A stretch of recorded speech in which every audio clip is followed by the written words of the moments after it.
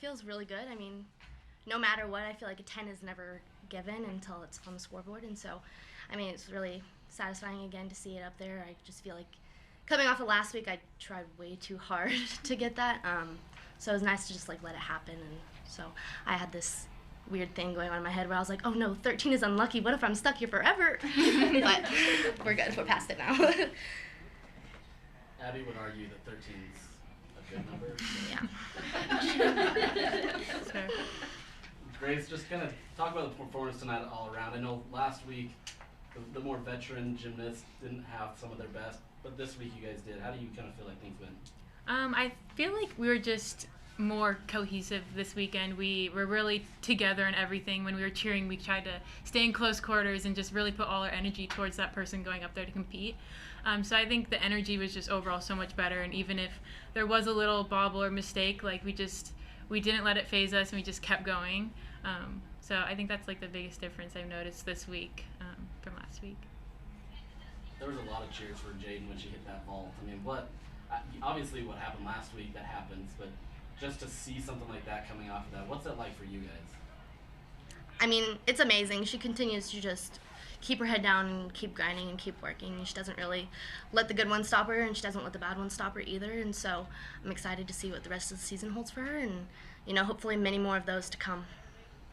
I thought it was really cool to see her come back so strong after, not her best weekend. She worked so hard in the gym this week, and it really showed.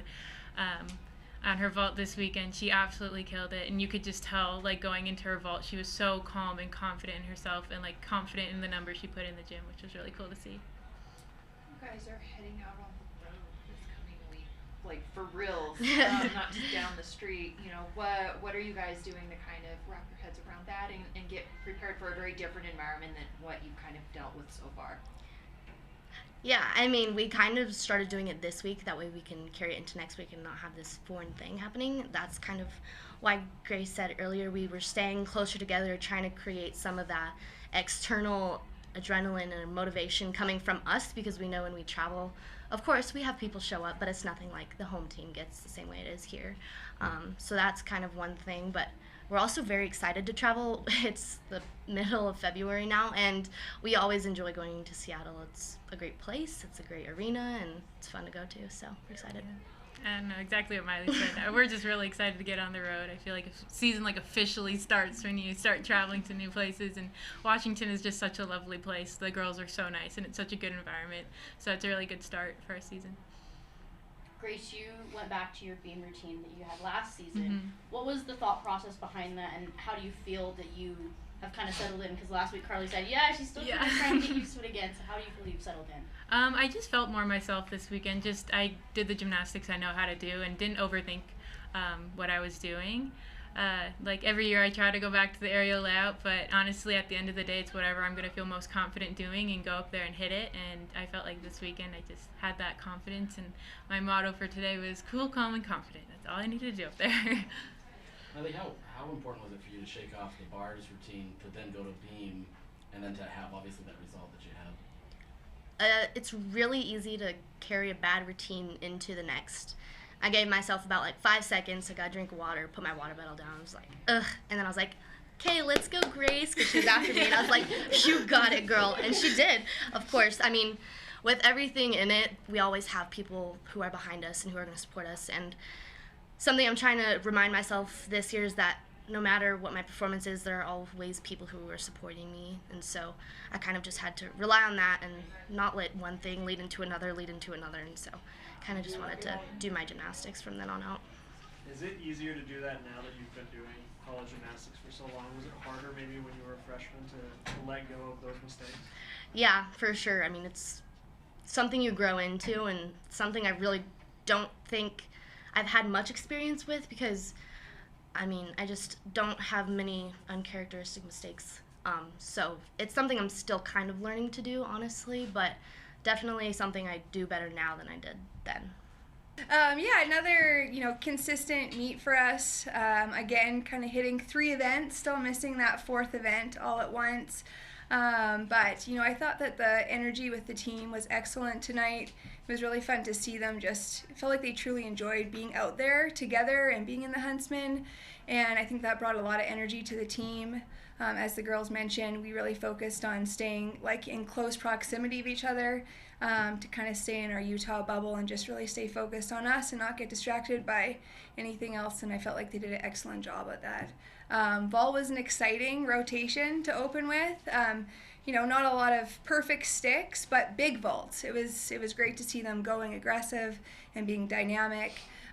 We made a last-minute change. Obviously, Emily was supposed to go, but she didn't have a great warm-up on her 1.5, and we just felt like putting Jaylene in for a big vaultful was going to be the right decision, and it obviously paid off. I thought that bars was a little bit uncharacteristic with some of the mistakes. Ella is, still getting comfortable competing, and she's a freshman, and had a huge meet last weekend, so it's going to keep taking a little bit of time for her. But, Maile came back and did her routine, and Grace obviously came back and did her routine. I thought beam was much more Utah beam tonight. We changed up lineup last minute kind of yesterday, just thinking through some strategy of putting our top 5 to go first, and then kind of leaving that last spot for Jaylene to just kind of take some pressure off her. We did that last year at regionals and at nationals. Jaylene actually went last year at regionals after a fall and rocked that routine, so we felt like even if something did happen, she'd be okay. But clearly, we're still figuring out that last spot in the beam lineup, and then once Emily's gone, we're going to have 2. But I thought I thought Liz did an excellent job in her exhibition routine. And then floor, I thought they just brought the party to floor. Last event, had a lot of fun out there. I really thought that Jaden was going to have a big first pass. She warmed up well, was in a great headspace, but the vault that she did, I think, really proved the amount of work that she did this week, and that she's going to continue to move forward. With the inquiry and bars for Maile, what kind of went into that for what happened, I guess? Yeah, so she did a different skill than she was supposed to do, and they didn't feel like she finished quite in handstand. You have to finish within 20 degrees. So we did a video review, and they ended up bumping her score up, just took deduction for like lack of amplitude in the handstand position. With her, 10s are becoming common for her. How do you kind of treat that, knowing that this is still such a special moment? She ties the record today. What's that like as a coach to see that? I think it just continues to show the amount of work that she puts in, and I don't think you can ever have too many 10s. I know it feels like it's kind of the norm for her now, but a lot of things have to come together in a minute 30 for you to get a 10, and for her to continue to do that, I think it's a special moment if it's number 1 or number 13 or number 15. So Cammie was originally in the bars lineup, and then you swapped her out for Alani. What was the thought process behind that? Well, actually, on paper, that is true, but yesterday we had told them that it was going to be Cammie or Alani based on warm-ups. So we kind of decided after warm-ups, Alani looked really good, and so that's why we gave her the spot. So the gymnasts talked about, trying to stay close because you're finally going to go on the road, have a true road meet. What was your message to the athletes before going out on the road now?